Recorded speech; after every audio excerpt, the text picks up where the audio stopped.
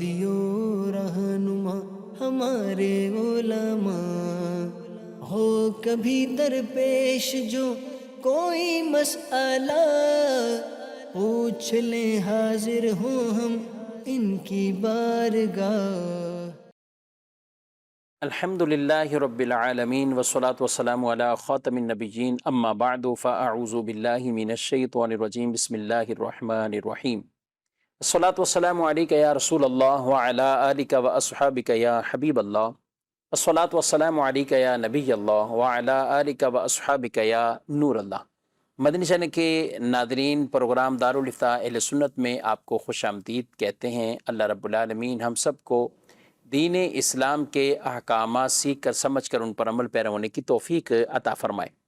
ہمارے پیارے نبی صلی اللہ تعالی علیہ وآلہ وسلم کا فرمان عظمت عالی شان ہے، ان اول الناس بی یوم القیامہ اکثرہم علیہ صلاۃ، قیامت کے دن میرے سب سے زیادہ قریب ترین وہ ہوگا جو مجھ پر کثرت سے درود پڑھتا ہوگا۔ صلو علی الحبیب صلی اللہ تعالی علی محمد صلی اللہ علیہ وآلہ وسلم، صلاۃ و سلام علیک یا سیدی یا رسول اللہ وعلی آلک و اصحابک یا سیدی یا حبیب اللہ۔ ناظرین کرام، اس پروگرام میں اول تاخیر آپ ہمارے ساتھ شامل رہیں تو انشاءاللہ دینی شرعی سوالات جوابات کی صورت میں بہت سا علم دین سیکھنے کو ملے گا۔ آج کے ہمارے پروگرام میں شامل ہیں مفتی محمد جمیل رضا عطاری صاحب، ان کو خوش آمدید کہتے ہیں۔ جزاکم اللہ خیرا۔ کیسے طبیعت آپ کی؟ الحمدللہ علی کل حال۔ ماشاءاللہ۔ تو ہمارے پاس کچھ ویڈیو سوالات بھی ہیں، تو سب سے پہلے ہم اپنے ناظرین کے سوالات شامل کرتے ہیں۔ مفتی صاحب، آپ سے میرا یہ ایک سوال ہے کہ جو لوگ سفر کے مہینے میں سفر کرنا غلط سمجھتے ہیں اور پھر سفر کرنے کو بالکل ہی وہ سمجھتے ہیں، تو اس کے ایمان و عقیدے میں کیا فرق پڑتا ہے؟ سفر کے مہینے میں سفر کرنا، تو بقیہ سوال تو آپ نے ملاحظہ کر لیا، اور لوگ اس سے ڈرتے بھی ہیں اور بدشگونی بھی لیتے ہیں۔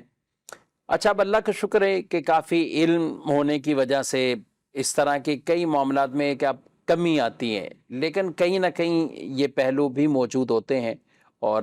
لوگوں کے یہاں یہ تصور پائے جاتے ہیں۔ آپ کیا کہتے ہیں؟ بسم اللہ الرحمن الرحیم۔ اس کے حوالے سے لوگوں کا ذہن یہ تھا کہ یہ مہینہ وہ نحوستوں کا، بے برکتی کا مہینہ ہے، اور اس میں کوئی اچھے کام وہ نہیں کرتے تھے کہ اس کا نتیجہ کہیں یہ نہ ہو کہ وہ نتیجہ خراب نکلے۔ تو اسی طرح بہت سارے لوگ اس ماہ سفر المظفر میں کوئی سفر کرنے سے، کہیں کسی مقام پر جانے سے، کوئی تجارتی قافلہ جا رہا ہے تو اس میں جانے سے، کوئی نیا کام شروع کرنے سے وہ اجتناب کرتے تھے۔ تو یہ عمل وہ زمانہ جاہلیت کی ایک سوچ تھی۔ تو صحیح۔ نبی پاک صلی اللہ علیہ وآلہ وسلم نے جہاں اپنی امت کو مختلف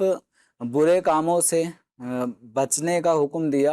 تو وہیں اس قسم کے خیالات فاسدہ اپنے ذہن سے نکالنے کا بھی حکم دیا۔ بلکہ ایک موقع پہ آپ صلی اللہ علیہ وسلم نے چند چیزوں کا ذکر فرماتے ہوئے ایک چیز یہ بھی ارشاد فرمائی، ولا سفر، کہ سفر کا مہینہ کچھ بھی نہیں ہے۔ یعنی اس مہینے کے حوالے سے جو لوگوں کا کانسیپٹ ہے کہ یہ منحوس مہینہ ہے، اس میں کوئی اچھا کام نہ کیا جائے تو اس کے نتائج اچھے نہیں آتے، اس طرح کے جو کانسیپٹ لوگوں کے تھے، تو نبی پاک صلی اللہ علیہ وسلم نے ولا سفرہ کہہ کر سب کو ان رد سب کر دیا۔ وہموں کو ختم کر دیا۔ صحیح۔ تو اب یہ توہم پرستی جس کو کہتے ہیں، فاسد خیالات جس میں برے نتائج کو آدمی سامنے لا رہا ہوتا ہے کہ یہ کام کروں گا تو اس کا نتیجہ یہ آئے گا، تو یعنی مایوس کن خیالات کا جو عادی آدمی بن جاتا ہے، وہمی قسم کا آدمی، توہم پرستی کا شکار آدمی، تو وہ توکل اور بھروسے کی جو نعمت ہے اس سے وہ محروم ہونے لگتا ہے۔ اب ایک آدمی اللہ تبارک و تعالیٰ کی ذات پر بھروسہ کرے، اسباب اختیار کرے اور نتائج اللہ تبارک و تعالیٰ کی ذات پر چھوڑے، تو مثلا ماہ سفر المظفر میں ہی کوئی تجارتی سفر کرنا چاہتا ہے، یا بچوں کی شادی اس مہینے میں وہ رکھنا چاہتا ہے، یا شادی کے حوالے سے دن تاریخ طے کروانا چاہتا ہے، تو اس طرح کی یا منگنی کی کوئی صورت بنانا چاہتا ہے، یا بچوں کی کوئی تقریب چھوٹی موٹی رکھنا چاہتا ہے، تو اب ماہ سفر المظفر میں ان کاموں کو اللہ پر اعتماد کرتے ہوئے کرے. ٹھیک ہے. اس طرح جب ذہن میں یہ توہم پرستی کو یہ سائڈ میں رکھ دے گا اور یہ ذہن بنا لے گا کہ کوئی مصیبت اگر میرے مقدر میں اللہ تعالیٰ نے لکھ دی ہے، اب وہ چاہے سفر کے مہینے میں لکھی ہو پہنچنا یا رمضان کے مہینے میں لکھی ہو پہنچنا، وہ دنیا کی کوئی طاقت اسے روک نہیں سکتی. اور اللہ تعالیٰ نے کسی برائی کو مجھ سے دور رکھا ہے، صحیح. اب وہ سفر کے مہینے میں بھی وہ برائی نہیں پہنچے گی اگر سفر کے مہینے میں اس پہنچنا نہیں لکھا. تو اس طرح جو ضعیف الاعتقادی ہے، کمزور اعتقاد، اللہ تعالیٰ پہ کامل بھروسہ نہ ہونا، تو یہ چیزیں اپنے اندر سے دور کرنے کے لیے ضروری ہے کہ اس طرح کے وہمی خیالات کو آدمی سوچنا چھوڑ دے اور اس کے خلاف کرے، قصداً خلاف کرے. تو قصداً خلاف کرنے کی صورت میں یہ ہوگا کہ پھر آہستہ آہستہ جب یہ دیکھے گا، ہماری طبیعت انسان کی ہوتی ہے کہ ہم کسی چیز سے پہلے ڈرتے ہیں. جیسے کوئی چھلا ہوا تار ہے، شروع میں آدمی تھوڑا ڈرے گا، پتہ نہیں کہ ٹیسٹر ہو تو اس سے چھوئے گا، لیکن جب پتہ چلا اس میں کرنٹ نہیں آ رہا اب تو آدمی ویسے ہی پکڑ لے گا. تو آہستہ آہستہ ہمت کرنی ہوگی اور ضعف اعتقادی وہمی خیالات کو اپنے اندر سے نکالنا ہوگا، اور جو اس طرح کی چیزیں اس کو کر گزرے. صحیح. اور حدیث میں بھی ایسا ہی ہے، حدیث میں بھی کہ اس کو جو ہے کر گزرے اور کوئی بدشگونی کی طرف توجہ نہ کرے. بدشگونی کی طرف سے جب آدمی اپنے آپ کو فارغ کر لے گا تو ایک بلا وجہ کا ایک بوجھ ہے ذہن پر کہ ایسا ہو جائے گا، ایسا نہ ہو جائے، ویسا نہ ہو جائے، دیکھ لو بھائی آپ لوگ کہہ رہے ہیں لیکن مجھے ڈر لگ رہا ہے. تو ایک دفعہ آدمی یہ کر کے دیکھ لے. کتنے لوگ سفر المظفر میں سفر کرتے ہیں، اس طرح کا خیال جس کے دل میں آتا ہے کہ اس مہینے میں سفر نہ کرو، یہ نہ کرو، وہ آدمی اس وقت مثال کے طور پہ ایئر لائنز کی جو دیکھ لے کہ ایک اپنے کراچی ایئرپورٹ پہ ہی دیکھ لے کتنی فلائٹیں جا رہی ہیں روزانہ کی اور یہ بنیاد ہوائی پہ. سفر کراچی ہے. سے باہر جا رہے ہیں، ہوائی سفر ہے، کراچی سے باہر جا رہے ہیں، پاکستان سے باہر جا رہے ہیں. تو ان کے ساتھ تو کوئی ایسا معاملہ نہیں ہوا، باقاعدہ یہ اپنے جو مقاصد ہیں وہ پورے کر کے آتے ہیں اور آ کے خوش بھی ہوتے ہیں کہ ہم نے ایک ٹارگٹ اچیو کر لیا ہے. اچھا، ابھی جیسے ابھی جو مہینہ چل رہا ہے نا، تو جون اور جولائی، یعنی لوگوں میں عام طور پہ جون جولائی یہ مہینے ہیں ہی سفر کے مہینے. کئی لوگ سیر و تفریح کے لیے نکل جاتے ہیں اور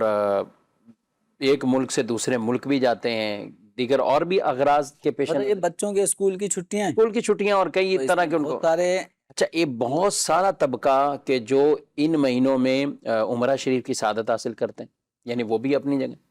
اچھا، وہ ویسے بھی محرم اور محرم کے 10 محرم کے بعد اور پھر سفر کا مہینہ،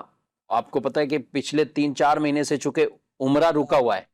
موقوف ہے، اور اب پیکیجز شروع ہوتے ہیں اور قافلے رواں دواں ہوتے ہیں، تو وہ بھی سفر کر رہے ہوتے ہیں اس میں. تو کوئی ان کو کوئی کسی طرح کی یعنی جو سفر کر رہا ہے نا، اسے کسی قسم کا کوئی وہمی یہ تصور آتا بھی نہیں ہے. اور میں یہ سمجھتا ہوں کہ جیسے سائل محترم نے جو سوال کیا،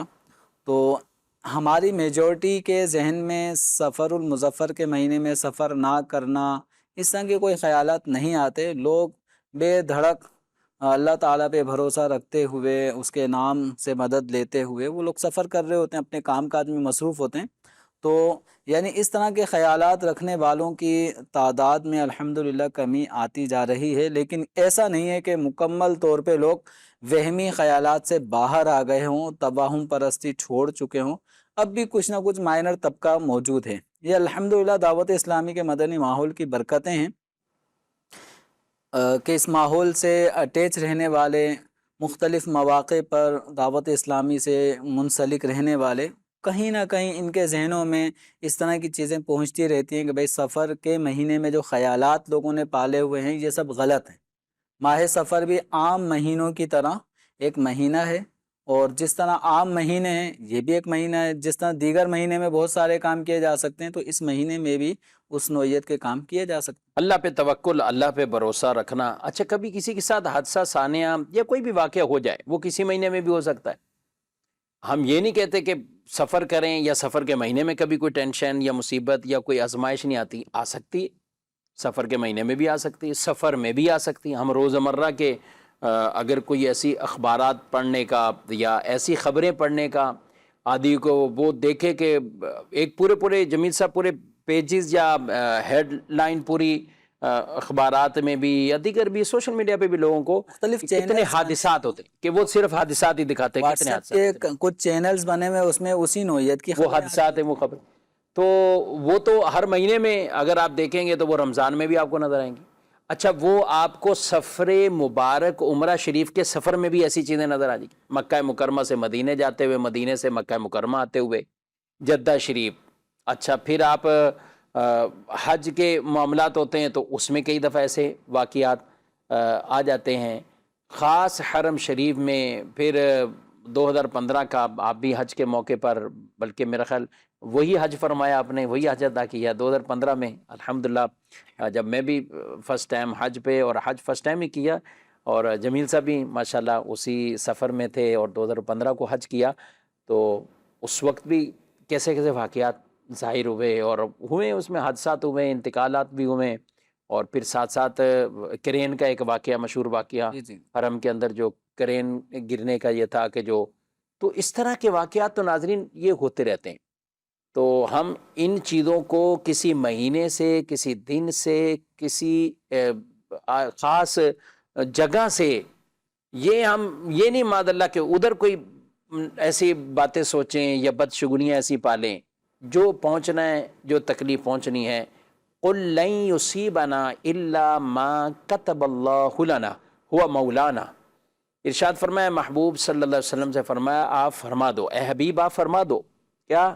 ہمیں ہرگز کوئی مصیبت نہیں پہنچے گی مگر وہ جو اللہ نے ہمارے لیے لکھ دی ہے، جو اللہ نے لکھ دی ہے وہ ہمیں پہنچے گی، اور وہی ہمارا مولا ہے، اسی پر ہمیں بھروسہ کرنا ہے، اسی پر توکل کرنا ہے۔ تو اس لیے مصیبت ہے تو وہ بھی اللہ کی طرف سے ہے، آزمائش ہے تو اللہ کی طرف سے، اور بھلائی ہے، اچھائی ہے تو وہ بھی اللہ کی طرف سے۔ رب اگر اچھائی کا ارادہ فرمائے کسی کو پہنچانے کا تو وہ قرآن میں بھی موجود ہے کہ اسے کوئی رد نہیں کر سکتا، اور اگر اللہ تبارک و تعالی کسی کے ساتھ آزمائش کرنے کا یا کسی کو تکلیف پہنچانے کا ارادہ فرماتا ہے، اسے کوئی دور نہیں کر سکتا۔ فلا کاشف لہو، اسے قرآن میں ارشاد فرمایا گیا، اسے کوئی دور نہیں کرنے والا اگر اللہ نے ارادہ فرما لیا ہے تو سب کچھ کیا ہے، من جانب اللہ ہے۔ ہمارا بہرحال اعتقاد وہ کمزور نہیں ہونا چاہیے، تقدیر پر بھی ایمان، اللہ پر ایمان، اور یہ ساری چیزیں جو بھی ہیں ان کو دنوں سے نہ جوڑیں اور نہ ہی کسی مہینے سے جوڑیں۔ مزید سوال؟ میرا مفتی صاحب سے سوال ہے کہ ایک جو مرد اور عورت گھر نماز پڑھیں اور نا سمجھ بچہ ہو وہ آگے آ جائے یا سجدے کے دوران اوپر چڑھ جائے تو اس سے نماز ٹوٹ تو نہیں جائے؟ جی، نماز پڑھنے والے کے سامنے سے چھوٹا بچہ ہو یا کوئی بڑا آدمی ہو، اگر وہ اس کے سامنے سے گزر جاتا ہے تو نمازی کی نماز اس سے نہیں ٹوٹتی۔ اب یہ الگ بات ہے کہ چھوٹا بچہ ہے، نابالغ ہے، ناسمجھ ہے، تو وہ نمازی کے سامنے سے اگر یوں گزر جاتا ہے تو وہ گناہ گار نہیں ہے، جب تک بچہ نابالغ ہے اس کے ذمہ گناہ نہیں لکھا جاتا۔ یعنی ایسا کام کہ بالغ کرے تو گناہ ہو، ایسا کام اگر نابالغ نے کیا، اس سے سرزد ہوا، تو وہ گناہ شمار نہیں ہوتا۔ اب معاملہ یہ ہے کہ بچہ ہے چھوٹا، اور چھوٹا بچہ وہ نمازی کے سجدے میں جانے کی صورت میں سجدے اس کی کمر پہ آ جاتا ہے، پھر نمازی نماز سجدے سے اٹھتا ہے تو بچہ اتر جاتا ہے، یا نمازی اب احتیاط سے بیٹھ رہا ہوتا ہے تاکہ بچہ گر نہ جائے، تو ایسی صورت میں نماز پہ کوئی اثر نہیں پڑے گا۔ بس یہ ہے کہ بچے کے جسم پر کوئی ناپاکی ایسی نہ لگی ہو کہ جو نمازی کے جسم، ٹھیک، اس کے کپڑے پر چھٹ کر نہ لگ جائے۔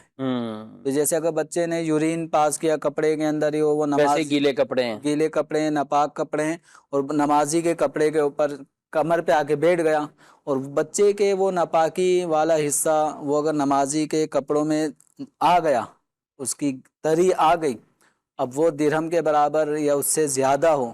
تو مسئلے مسائل ہو جاتے ہیں۔ یعنی درہم سے زیادہ ہو تو نماز نہیں ہوگی، نماز ٹوٹ جائے گی۔ اسی حالت میں نماز کو اگر یہ کنٹینیو رکھتا ہے تو اس طرح بچے کے اوپر ڈیپینڈ کیا جائے گا. اگر بچہ پاک صاف ہے، پاک صاف کپڑے پہنا ہوا ہے، نمازی کے اوپر بیٹھ گیا ہے سجدے میں جانے کی صورت میں، یا اتحیات میں ماں یا باپ بیٹھے ہیں وہ بچہ ان کی گود میں آ کے بیٹھ گیا ہے، بچہ پاک صاف ہے، تو نمازی کی نماز میں کوئی حرج نہیں ہوگا. بالفرض اگر بچہ ناپاک بھی ہے اور نمازی اتحیات میں بیٹھا ہے، اور یا ماں نماز پڑھ رہی ہے اتحیات میں بیٹھی ہے، اور بچہ یا چھوٹی بچی وہ اگر بالفرض ناپاک اس کے کپڑے ہیں لیکن خشک ہیں، وہ بچہ آ کے گود میں بیٹھ جاتا ہے، خود ہی اپنی مرضی سے گود سے اٹھ کر چلا جاتا ہے، تو نمازی کی نماز پہ کوئی اثر نہیں پڑ رہا، نماز نہیں ٹوٹ رہی. اس لیے کہ اگر بالفرض کوئی بچے کے جسم پہ کوئی ناپاکی لگی ہو اور وہ آ کے بیٹھ جائے اور اس کو نمازی پکڑ نہ رہا ہو،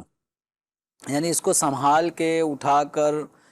اس طرح سے کہ بچہ گر نہ جائے تو اس نے تھاما ہوا ہے، پکڑا ہوا ہے، اٹھایا ہوا ہے، تو ایسی کوئی کنڈیشن اگر نمازی نے اختیار نہیں کی، نماز نہیں ٹوٹے گی، نماز ہو جائے گی. اور اگر بچے نے ناپاکی والے کپڑے پہنے ہوئے اور بچہ ماں باپ کی گود میں آ کے دوران نماز بیٹھ گیا، اب اس نے بچے کو تھام لیا، اب بچہ گر رہا چاہ رہا تھا، اس نے پکڑ لیا، کسی طرح سے اس کو سنبھال لیا، تو اب یہ جو سنبھالنا ہے یہ گویا کہ نجاست کو اٹھانے والی بات ہو جائے گی جو بچے کے کپڑے پر یا جسم پر لگی ہوئی ہے. تو اب یہ ناپاکی کی مقدار اگر 1 درہم سے زیادہ ہوئی تو پھر نماز نہیں ہوگی. تو عمومی طور پہ جو بچے ہیں وہ اتحیات میں آگے ماں یا باپ نماز پڑھ رہے ہو تو اس وقت تنگ کر رہے ہوتے ہیں، یا جب وہ سجدے میں جاتے ہیں تو بچوں کو ایک تھوڑا سا لطف آتا ہے کہ کوئی سجدے میں جاتا ہے، بچے اس کی پیٹھ پہ چڑھ جاتے ہیں چھوٹے، اور جب وہ سجدے سے اٹھتا ہے تو بچوں کو یہ تھوڑا سا ایک جھولا سسٹم آپ کہہ لیں کہ یوں محسوس ہوتا ہے. اور اس طرح سے اگر بچے اور نمازی کے درمیان کسی قسم کی نجاست بچے کے جسم سے نمازی کے جسم پہ نہیں آ رہی تو نماز پہ کوئی اثر نہیں پڑے گا. اور اگر ایسا ہو جائے تو اب نمازی کو بچے کی رعایت کرتے ہوئے تھوڑا سا تسبیحات بڑھا دی تاکہ بچہ خود ہی اتر جائے، صحیح. تو اس میں بھی کوئی حرج نہیں ہے. اچھا جمیل صاحب، بعض اوقات بچہ بالکل سجدے کی جگہ پہ آ گیا ہے، تو ہم نمازی کیا کریں؟ عموماً گھر میں خواتین ظاہر ہیں ان کو یہ آزمائش ہوتی ہے اس طرح کی، مرد بھی کبھی پڑھ رہے ہیں یا اپنی سنت نفل کچھ بھی پڑھ رہے ہیں، تو اس طرح کی آزمائش کا سامنا ہو تو کیا کریں؟ اب چھوٹا بچہ اگر سجدے کی جگہ پر آ چکا ہے اور نماز پڑھنے والا وہ جائے نماز پہ نماز پڑھ رہا ہے اور سجدے والے مقام پر بچہ لیٹ گیا، اب یہ ہے کہ جب سجدے میں جانے کا وقت ہو تو اس کو اگر ہاتھ سے ہلکا سا ٹچ کرنے سے بچہ اگر اتنا سینس رکھتا ہے کہ مجھے ہٹ جانا چاہیے تو اس کو ایک ہاتھ سے تھوڑا سا ٹچ کریں، بچہ اگر ہٹ جاتا ہے تو اس میں کوئی مذائقہ نہیں ہے، آپ سجدہ کر لیں آرام سے. تو یہ عمل قلیل ہے اور عمل قلیل سے نماز پہ اثر نہیں پڑتا. ٹھیک. البتہ اگر بچہ نہیں ہٹ رہا اور آپ کو لگ رہا ہے کہ یہ بچہ جس طرح لیٹا ہے اب یہ نہیں ہٹے گا، تو آپ کے پاس گنجائش ہے کہ آپ پیچھے کی طرف تھوڑا سا مثال کے طور پہ 5-6 انچ آپ پیچھے کی طرف ہو جائیں، پیچھے ہونے کے بعد اب آپ سجدے میں چلے جائیں تو اس طرح آپ کو سجدہ کرنے میں آسانی ہوگی. تو اس طرح تھوڑا سا نمازی کا حرکت کر کے پیچھے آ جانا اور پھر سجدہ کر لینا، اس میں بھی کوئی مذائقہ نہیں ہے. جی مزید سوال. مفتی صاحب سے میرا یہ سوال ہے کہ جو ہمارے والدین فوت ہو جاتے ہیں کیا پھر کبھی ہماری ان سے ملاقات ہوگی جنت میں؟ جزاک اللہ. اللہ کریم بخشش و مغفرت فرمائے، ہم سب کے مرحومین مسلمین کی مغفرت فرمائے. اور جمیل صاحب، جن کے والدین دنیا سے جا چکے ہیں تو کیا ذریعہ ہوتا ہے؟ اچھا کئی لوگ پوچھ بھی ہوتے ہیں خواب میں آئیں، اس طرح کے کوئی طریقہ بتائیں. تو جو سائل نے پوچھا ہے کہ آپ جنت میں ہی ملاقات ہوگی، کیا ہوگا؟ اگر والدین ہیں ان میں سے کسی ایک کا یا دونوں کا انتقال ہو گیا تو کبھی ایسا ہوتا ہے کہ آدمی کے خواب میں وہ تشریف لے آتے ہیں، ان کو دیکھ رہا ہوتا ہے. کبھی ایسا بھی ہوتا ہے کہ جس سے جتنی زیادہ محبت تھی، یعنی والدین میں سے کسی ایک سے، یعنی والد صاحب سے یا والدہ سے بہت زیادہ لگاؤ اور محبت اور پیار تھا اور ان کی بہت زیادہ خدمت بھی کی ہے، اور جس نے سب سے زیادہ خدمت کی ہے اسی کے خواب میں نہیں آ رہے ماں یا باپ، اس کے خواب میں نہیں آ رہے، بقیہ بہن بھائیوں کے خواب میں آ جاتے ہیں یا کسی اور کے خواب میں آ جاتے ہیں، لیکن اس کے خواب میں نہیں آ رہے، تو یہ بھی ایک اپنے آپ کو ٹینشن میں مبتلا سمجھتا ہے کہ یہ کیا ہو گیا، ماں باپ میرے خواب میں کیوں نہیں آ رہے؟ تو یہ اللہ تبارک و تعالیٰ کی مشیت ہے۔ ایسے میں اپنے والدین کے لیے خوب کثرت سے استغفار کرنا چاہیے، انہیں اپنے جو بھی آپ نیک اعمال کرتے ہیں ان نیک اعمال میں ان کے لیے بھی کچھ حصہ رکھیں۔ مثلا نماز پڑھ رہے ہیں تو 2 رکعت نفل والدین کی طرف سے پڑھ لیں، اس کا ثواب والدین کو پہنچا دیں۔ نفل روزہ رکھ رہے ہیں تو اس کا ثواب والدین کے لیے کر دیں۔ کچھ صدقہ خیرات کر رہے ہیں، مثلا 500 روپے دینے کا صدقہ خیرات کا ارادہ ہو رہا ہے تو آپ یوں بھی کر لیں بھائی 200 روپے والدین کی طرف سے ہو گئے، 100 روپے میری طرف سے ہو گئے، تو یوں آپ نے تقسیم کر دی۔ اپنے والدین کو ان نیک اعمال جو آپ بجا لا رہے ہیں ان کے اندر ان کو بھی حصے دار بنا لیں ایصال ثواب کے اعتبار سے۔ اچھی بات ہے مالی طور پہ صدقات کرنا اور یہ سب چیزیں، لیکن روزمرہ کچھ اور بھی عمل ہیں کہ جن کے ذریعے ایصال ثواب کرتے رہیں؟ کوئی بھی عمل درود شریف پڑھ رہے ہیں، تسبیحات پڑھ رہے ہیں، سورہ ملک پڑھ رہے ہیں، کوئی بھی نیک عمل آپ کر رہے ہیں، نماز کی صورت میں، روزے کی صورت میں، تلاوت قرآن کی صورت میں، ہر طرح کے نیک اعمال کا ثواب آپ اپنے والدین کو پہنچا سکتے ہیں، اپنے مرحومین کو پہنچا سکتے ہیں۔ ابھی رہا معاملہ کہ یہ ملاقات پھر کہاں ہوگی، تو اگر اللہ تعالیٰ نے چاہا اور اللہ تعالیٰ کے کرم سے والدین بھی بخشے گئے اور ہم بھی بخشے گئے، آپ بھی بخشے گئے، تو انشاءاللہ جنت میں بندہ مومن اپنے اولاد سے جو ایمان کی حالت میں دنیا سے رخصت ہوئی ہوگی، نیک پرہیزگار ہوگی، تو اللہ تعالیٰ ماں باپ کو ان کی اولاد سے بھی ملا دے گا۔ والذین آمنوا واتبعتہم ذریتہم بایمان الحقنا بہم، یہ والی آیت مبارکہ جس کتاب اللہ تعالیٰ ان کو، ہاں، تو اس آیت کریمہ میں جو ایمان والے ہیں اور ان کی اولاد میں سے جنہوں نے ایمان کے ساتھ اپنے والدین کی پیروی کی، ان کے نقش قدم پہ چلتے رہے، ہم ان کو ملا دیں گے۔ تو اللہ تبارک و تعالیٰ یوں جنت میں بندہ مومن کو اس کی ذریت، اس کی اولاد سے ملاقات کرائے گا، تو انشاءاللہ ان کو ایصال ثواب کرتے رہیں اور اس طرح اپنی اولاد کی بھی اچھی تربیت کرتے رہیں، نیک طریقہ، نیک راہ پہ ان کو لگا دیں، تو انشاءاللہ آپ کے دنیا سے جانے کے بعد آپ کی اولاد بھی یہ سلسلہ رکھے گی اور آپ کے بتائے ہوئے اچھے طریقے، دین اسلام کی بتائی ہوئی اچھی تعلیمات پہ جب وہ عمل کریں گے تو انشاءاللہ جنت اللہ تعالیٰ کی بہت بڑی ہے، اس میں ماں باپ بھی ہوں گے، اولاد بھی ہوگی، بہن بھائی بھی ہوں گے، اور جنتی آپس میں بھی ملاقاتیں ایک دوسرے سے کریں گے۔ ایسا نہیں کہ بس ہر آدمی اپنی اپنی جنت میں ہی بس لطف اندوز رہے، وہاں مزے حاصل کرے، وہ آپس میں جس طرح دنیا میں ایک دوسرے سے لوگ ملاقات کرتے ہیں، جاتے ہیں آتے ہیں، تو جنتی بھی باقاعدہ ایک دوسرے سے ملنے ملانے حاضر، ایک دوسرے کے پاس جائیں گے، آئیں گے، دعوت صحابہ کرام علیہ مردوان کی بھی زیارتیں ہیں، خود امام الانبیاء صلی اللہ علیہ وسلم کی زیارت قرب انشاءاللہ العزیز۔ ایک حدیث پاک ہے جس میں نبی پاک صلی اللہ علیہ وسلم نے فرمایا کہ جنت میں ایک شخص ایسا آئے گا کہ جنتی بلائیں گے، تو حضرت صدیق اکبر رضی اللہ تعالیٰ عنہ نے کہا کہ یہ تو بڑا خوش نصیب ہے کہ جسے جنتی دعوت دے رہے ہوں۔ آقا صلی اللہ علیہ وسلم نے فرمایا کہ ابو بکر وہ تم ہی ہو، سبحان اللہ، جسے جنتی دعوت دیں گے، تو جنتی وہ ان کی آنکھیں ٹھنڈی ہوگی۔ سبحان اللہ، اللہ تعالیٰ طرح طرح کے انعامات عطا فرمائے گا جب رب اپنا ہی دیدار عطا فرمائے، اللہ کا بھی دیدار ہو جائے، تو یہ بقیہ جو دیدار ہیں، ہستیاں ہیں، آج دنیا کے اندر ان سے محبتیں ہم کرتے ہیں، کرتے بھی رہنا چاہیے، تو انشاءاللہ قیامت کے دن اللہ تعالیٰ ان کی معیت صحبت بھی عطا فرمائے گا اور جنت میں بھی ان کی معیت اور رفاقت اللہ تعالیٰ ہمیں عطا فرمائے گا۔ اور اس کی قرآن مجید میں آیت مبارکہ شاہد ہے، فَأُولَٰئِكَ مَعَ الَّذِينَ أَنْعَمَ اللَّهُ عَلَيْهِمْ مِنَ النَّبِيِّينَ وَالصِّدِّيقِينَ وَالشُّهَدَاءِ وَالصَّالِحِينَ وَحَسُنَ أُولَٰئِكَ رَفِيقًا۔ جمیل صاحب انہیں اچھا دوست قرار دیا گیا ہے، انہیں اچھا دوست قرار دیا ہے، کتنے اچھے دوست ہیں، کتنے اچھے رفیق ہیں یہ، تو ان سے دنیا میں محبت کریں، انشاءاللہ جنت میں ان کا ساتھ پائیں گے۔ مزید سوال؟ مفتی صاحب سے سوال ہے کہ میرا ایک پلاٹ ہے جس کے اگینسٹ میں نے دوستوں سے قرضہ لیا تھا، جس کی جو ویلیو ہے اس کے حساب سے، تو میں نے پھر اپنا فلیٹ لیا ہے فیملی کے لیے، تو میں نے دوستوں سے یہی کمٹمنٹ کری ہے کہ یہ پلاٹ سیل ہوگا تو آپ کو میں آپ کا قرضہ اتار دوں گا۔ اگر یہ میرا پلاٹ 1 سال تک سیل نہیں ہو رہا تو کیا مجھ پہ زکوٰۃ ہوگی؟ انہوں نے جو پلاٹ خریدا اور اس کی نیت یہ ہے کہ اس کو میں بیچوں گا، فروخت کروں گا، تو اس نیت سے پلاٹ کی خریداری کہ اس کو خرید کر بیچنا ہے، اس پلاٹ کو مال تجارت بنا دے گا۔ اب رہا معاملہ یہ کہ دوستوں کو کہا ہے کہ جب میرا پلاٹ بک جائے گا تو میں آپ کا قرضہ ادا کر دوں گا، تو اس کا مطلب یہ ہوا کہ اس پلاٹ کی خریداری میں ان کی کچھ رقم کم پڑنے کی صورت میں انہوں نے قرضہ بھی لیا ہے، تو جو قرض ہے قرض والی رقم پر زکوٰۃ لازم نہیں ہوتی، بلکہ قرض جو ہے وہ زکوٰۃ کے اموال میں سے اس کو منہا کیا جاتا ہے۔ اب مثال کے طور پہ اگر ان کا یہ پلاٹ ہے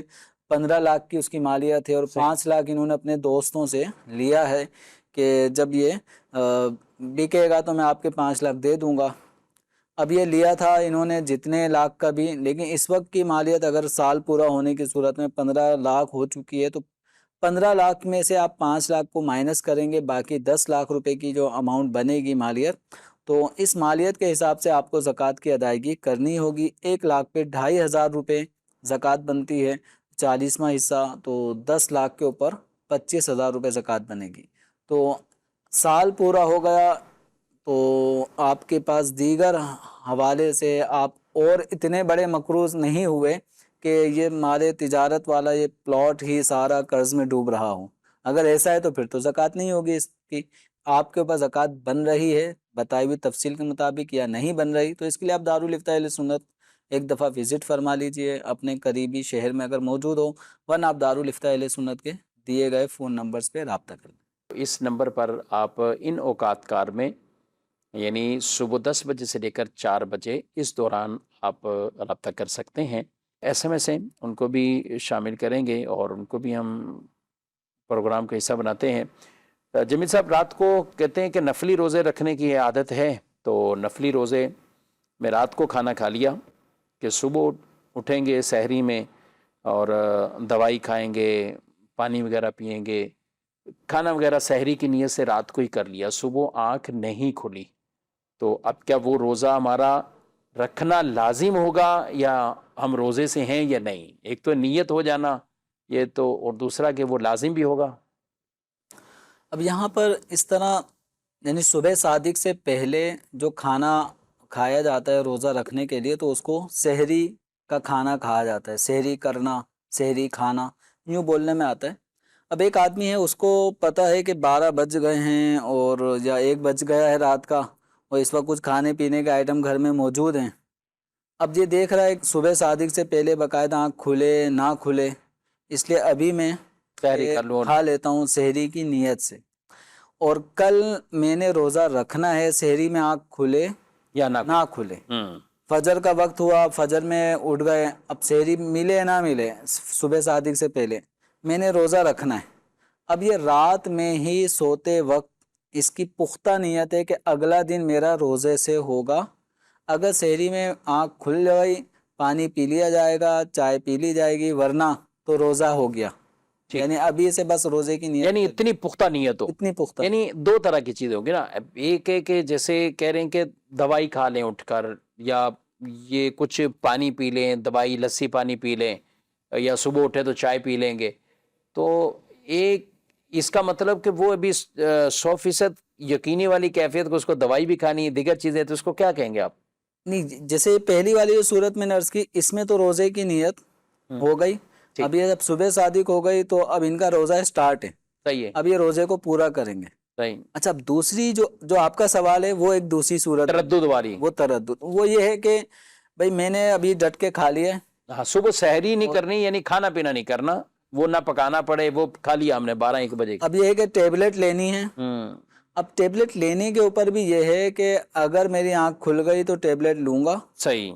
ورنہ تو میں روزے کی نیت ہے، تو بھی یہ پختہ نیت پائی گئی۔ اب صبح صادق ہوئی، آپ کو روزہ کنٹینیو رکھنا ہے۔ صحیح۔ اچھا، ایک نیت یہ ہے کہ ابھی تو میں کھا رہا ہوں اور صبح سحری میں اٹھ کر پھر کھاؤں گا،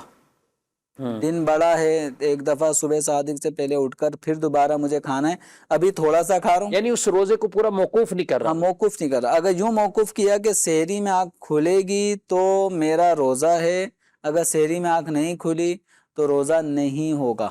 اور اس وقت جو کھا رہا ہے وہ گویا آدھی سحری کی نیت سے کھا رہا ہے، لیکن بقیہ پوری سحری گویا موقوف ہے کہ اگر صبح صادق سے پہلے آنکھ کھلے گی سحری کروں گا تو روزہ رکھوں گا، نہیں آنکھ کھلی سحری کا دوبارہ موقع نہیں ملا تو روزہ نہیں رکھوں گا۔ تو اس صورت میں اب صبح صادق ہو گئی، صحیح، فجر میں آنکھ کھلی، تو ابھی اس کا روزہ کنٹینیو ہوا نہیں ہے، لیکن اب یہاں پر یہ شخص روزہ رکھنا چاہے تو رکھ سکتا ہے، یعنی ایسا نہیں کہ روزہ رکھنا لازم ہو گیا، چونکہ رات میں آپ کی تھوڑی سی نیت بنی تھی روزہ رکھنے کی تو وہ پختہ نیت نہیں تھی تو روزہ سٹارٹ نہیں ہوا۔ اب لیکن یہ ہے کہ ظاہر کبریٰ سے پہلے پہلے جب سورج عین سر پر آ جاتا ہے تو اس وقت سے پہلے پہلے جب وہ جانب مشرق ہی جھکا ہوا ہوتا ہے، ابھی بلندی کی طرف جا رہا ہے، تو ظاہر کبریٰ سے پہلے پہلے اگر آپ نے کچھ کھایا نہیں ہے، کچھ پیا نہیں ہے، بھولے سے بھی کچھ نہیں کھایا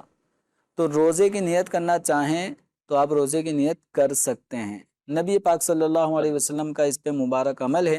کہ آپ کبھی کبھار ایسا ہوتا کہ ام المؤمنین حضرت عائشہ رضی اللہ تعالی عنہا سے فرماتے کہ کچھ فجر کے بعد کہ کچھ کھانے کی چیز ہو تو دے دیں، تو اگر جواب میں یہ آتا کہ اس وقت موجود نہیں ہے، تو نبی پاک صلی اللہ علیہ وسلم فرماتے کہ اب میں روزے سے ہوں۔ سبحان اللہ، یعنی امت کے لیے بھی آسانی ہوگی اور اسی ٹائم ہی نیت فرمائی۔ ہاں، تو اگر کھانے کی چیز ہوتی تو آپ صلی اللہ علیہ وسلم اس صبح کا کھانا جس کو ہم ناشتہ کہتے ہیں تو آپ صلی اللہ علیہ وسلم وہ تناول فرما لیتے۔ اگر کچھ چیز ایسی کھانے کو اس وقت میسر نہ آتی تو آپ صلی اللہ علیہ وسلم کا دل چاہتا کہ آج روزہ رکھ لوں تو روزہ رکھ لیا کرتے تھے، حالانکہ ابھی کھانے کی طلب کا بھی اظہار فرمایا ہوتا تھا۔ تو اس طرح بھی کوئی آدمی جو صبح صادق سے پہلے سحری نہ کر سکا، یعنی سحری کی سنت رہ گئی، بعض لوگ پریشان ہوتے ہیں کہ سحری تو ہوئی نہیں، تو سحری یعنی نفل کے لیے بھی یہ ہے اور رمضان کے روزے کے لیے، رمضان کے روزے ہوں یا نفل عام دن ہوں تو سحری کرنا یہ باقاعدہ ایک سنت ہے۔ ٹھیک، اگر یہ سنت سے کوئی محروم رہ گیا یا قصدن یا بلا قصد تو اب ایسی صورت میں وہ روزہ اس کا رکھنا چاہے تو روزہ ہو جائے گا۔ اب یہ روزے کی نیت کرے گا اور نیت یہ کرے گا صبح صادق سے، چونکہ اب تک اس نے کچھ کھایا پیا نہیں ہے تو نیت یہ کرے کہ صبح صادق سے اب میرا روزہ سٹارٹ ہے، ٹھیک، تو روزہ ہو جائے گا۔ سوال یہ ہے کہ کسی کی غلطی پہ پردہ ڈالنا بہتر ہے یا سدھارنا بہتر ہے؟ جی، غلطی ہو جائے پردہ ڈالیں یا سدھاریں؟ دیکھیں، پردہ پوشی کرنے کا مقصد یہ ہے کہ اس کا یہ ایپ پبلک نہ ہو، سب کے سامنے آیا کریں گے تو یہ بدنام ہوگا اور اس کی عزت پہ داغ آئے گا۔ تو یوں پردہ پوشی کرنا تو ایک اچھی چیز ہے، لیکن محض پردہ پوشی کی ہوئی ہے اور اس کی اصلاح نہیں ہو رہی، تو اگر کسی کو کسی برائی میں مبتلا دیکھا تو اس کا پھر ایک الگ ضابطہ ہے کہ جب کوئی برائی دیکھیں، اگر وہ برائی ایسی ہے کہ جس میں یہ دیکھنے والا اس کو ہاتھ سے تبدیل کر سکتا ہے اپنی طاقت قوت استعمال کر کے، تو باقاعدہ اس برائی کو سرے سے ختم کروائے۔ اگر اتنی طاقت نہیں ہے تو پھر زبان سے اصلاح کے 2 لفظ کہے، اس کو سمجھائے کہ بھائی یہ برائی ہے، اس سے آپ اجتناب کریں، یعنی امر بالمعروف و نہی عن المنکر زبان سے کریں۔ اور اگر کوئی اس کی بھی طاقت نہیں رکھتا فبقلبہ، تو تیسرا درجہ یہ ہے کہ دل میں اس برائی کو برائی ضرور جانے۔ اور حدیث مبارکہ میں اس تیسرے اسٹیپ کے بارے میں فرمایا گیا کہ یہ سب سے کمزور ترین ایمان کی صورت ہے۔ یعنی یہ کمزور ترین ایمان کی صورت، اس کی کیا وضاحت ہو سکتی؟ مراد یہ ہے کہ ایک آدمی کم سے کم برائی کو برائی ضرور جانے، ٹھیک ہے۔ اب ایسا بھی نہ ہو کہ کسی کو گناہ میں مبتلا ہوتے ہوئے دیکھا، کوئی کچھ بھی گناہ کا کام کر رہا ہے، ہم نے دیکھا، ہم اس کو اس برائی سے ہاتھ سے، یعنی وہ برائی ختم بھی نہیں کر سکتے، نہ زبان سے بول رہے ہیں اور دل میں بھی برائی نہیں جان رہے، بلکہ اس کے ساتھ شیئرنگ کر رہے ہیں، ہاں بھائی کیا مسئلہ ہے، ہم بھی اس کے ساتھ مل گئے، تو اس کا مطلب یہ ہوگا ایمان کا تقاضا یہ تھا جو مومنین کا وصف ہے۔ قرآن پاک میں جو مومنین کے وصف بیان کیے گئے ہیں اس کے اندر کیا ہے کہ یأمرون بالمعروف وینہون عن المنکر، کہ وہ اچھائی کا حکم کرتے ہیں، برائی سے منع کرتے ہیں، یہ مومنین کا ایک خاص وصف ہے۔ اور کنتم خیر امت اخرجت للناس، اس امت کی جو خیر ہونا اور اس امت کے بھلائی پر ہونے کی جو فضیلت بیان کی وہ بھی یہی، اس میں بھی جو وصف ذکر کے تأمرون بالمعروف وتنہون عن المنکر وتؤمنون باللہ، کہ اچھائی کا حکم دیتے ہو تم، برائی سے روکتے ہو، اللہ پر ایمان رکھتے ہو، تو یہ اس امت کا خاصہ ہے۔ تو اس لیے ایمان کا تقاضا یہ ہے کہ اس برائی کو ختم کرنے کی جو ممکنہ صورت ہو وہ وہ انسان کرے. اپنائی جائے. اور دل میں جب ایک چیز کو برائی سمجھا جائے گا تو ایک وقت ایسا آئے گا کہ اس وقت مجھے موقع نہیں ملا سمجھانے کا یا اس وقت قادر نہیں ہوں. کبھی ایسا موقع ملتا ہے کہ جس میں مجھے موقع مل گیا اس سہولت کے ساتھ، اس کے پاس بھی ٹائم، میرے پاس بھی ٹائم، اب اس برائی کو اس کی مذمت آدمی بیان کر سکتا ہے. احادیث کریمہ قرآنی آیات کے ذریعے سے اس برائی کے بارے میں جو کچھ آیا ہے، عذاب آیا، اس کو ذکر کیا تاکہ اس برائی سے وہ مسلمان بچے. تو اب یہ کہ محض ہم نے دیکھا اور پردہ پوشی کی اور اصلاح بھی نہیں کر رہے. تو اب یہاں پہ پردہ پوشی کرنا یہ ایک الگ چیز ہے اور اس کی اصلاح نہ برائی کرنا، کی اصلاح کرنا یہ ایک الگ چیز ہے. دونوں کام کرنا. اچھا بعض صورتوں میں تو واجب بھی ہو جائے گا اصلاح کرنا، ان کو سمجھانا بتانا. کچھ جیسے جہاں پہ بالخصوص ایسا غالب گمان ہے کہ سمجھائے گا اور وہ سمجھ جائے گا. جی اچھا کچھ ایسی چیزیں جگہ بھی ہوتی ہیں کہ جہاں پہ سمجھانے جائیں الٹ فتنے ہو جائیں اور لڑائی شروع ہو جائے. ہر آدمی ہر وقت اس پوزیشن میں کہ یہ سمجھا سکے اور وہ سمجھنے کی کیفیت میں ہو، یہ ضروری نہیں ہوتا. یعنی ان چیزوں کو بھی دیکھنا ہوگا. امر بالمعروف کے جو اس درجے ہیں، بعض صورتوں میں یہ فرض ہوگا، بعض صورتوں میں واجب ہوگا، بعض صورتوں میں یہ سنت ہے، مستحب ہے، بعض صورتوں میں یہ اس میں اجازت ہوتی ہے کہ آپ کے اوپر ہے کہ آپ چاہیں تو اصلاح کریں چاہیں نہ کریں. تو ایسے موقع پر کہ جہاں غالب گمان یہی ہے کہ ہماری بات سمجھانے سے، اس کو نیکی کی بات بتانے سے، برائی سے منع کرنے سے وہ بچ جائے گا، اب ہم اب بھی نہیں بچا رہے تو اب ہم گناہ گار ہو رہے ہیں. وہ تو اپنا گناہ کر ہی رہا تھا، صحیح. اب برائی کرنے والے کو اب ایسے موقع پہ نہ سمجھانا نہ روکنا یہ بھی خود ایک الگ گناہ ہے. تو اس لیے اس نے امر بالمعروف ترک کیا. اس نے امر بالمعروف کا جو معاملہ تھا ترک کیا، اس کو سمجھانا پھر واجب ہوگا. اگر وہ نہیں مانے گا، یہ تھوڑی بہت کوشش کرے نہیں مانے گا، کوئی تھوڑی سی پریشانی ہوگی، تو اس درجے میں آپ کے اوپر اختیار ہے، چاہیں تو کریں نہ کریں. بعض صورتیں ایسی ہوتی ہیں کہ جس کے اندر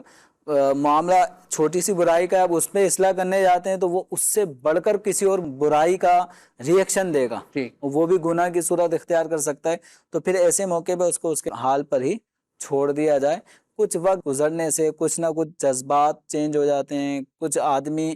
تقوی اور پرہیزگاری کی طرف آ سکتا ہے، عمر کے ساتھ ساتھ بھی تھوڑا فرق وقت یہ چیزیں سمجھانا اور آسان اس وقت آسان ہو جائے گا. امیر اہل سنت دامت برکاتہم العالیہ کی کتاب نیکی کی دعوت یہ بھی بہت اس میں مفید رہے گی، اس کا مطالعہ بھی ہمیں کرنا چاہیے. ناظرین کرام پروگرام آپ نے ملاحظہ کیا ہے. اللہ تبارک و تعالی ہم سب کو علم نافع عطا فرمائے اور جو کچھ علم دین سیکھے سمجھیں اس پر عمل کی توفیق عطا فرمائے. آمین بجاہ النبی الامین صلی اللہ علیہ وسلم. ہادی و رہنما ہمارے علماء، ہو کبھی درپیش جو کوئی مسئلہ، پوچھ لیں حاضر ہوں ہم ان کی بارگاہ.